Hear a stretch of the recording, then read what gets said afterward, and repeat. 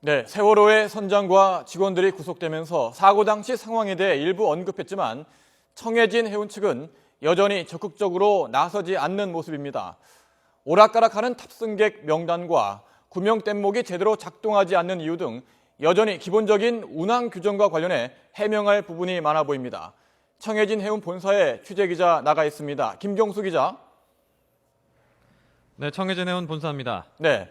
어젯밤 선장과 직원 2명이 구속됐는데요. 사고 당시 상황에 대해서 구체적인 설명은 부족해 보입니다. 회사 측에서 오늘 이에 대해 어느 정도 해명이 이루어질까요?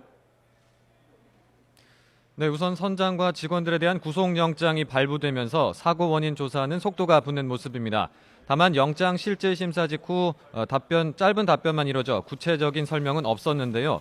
우선 선장이 퇴선 명령을 했다고 말한 부분에 대해 청해진 해운 측에서도 일정 부분 해명이 필요할 듯합니다.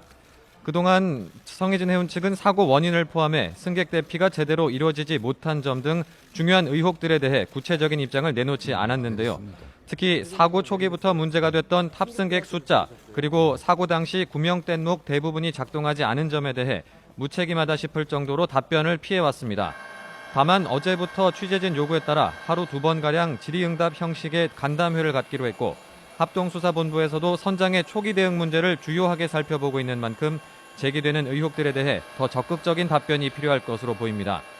어제 청해진 해운 측은 배가 완전히 뒤집어지면서 구명 뗏목이 작동하지 않은 것으로 추정된다고 밝혔습니다. 그러나 핀만 뽑으면 손쉽게 펼쳐질 수 있도록 만들어진 구명 장비 40여 개 대부분을 승무원들이 작동조차 하지 않았다는 부분은 쉽게 납득하기 어렵고, 해당 장비를 평소 제대로 점검했는지도 의문이 남습니다.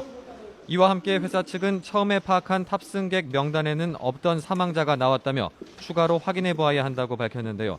결국 밤사이 무임승선했던 사람이 다시 확인되면서 실제 탑승객 숫자가 또다시 바뀌었습니다.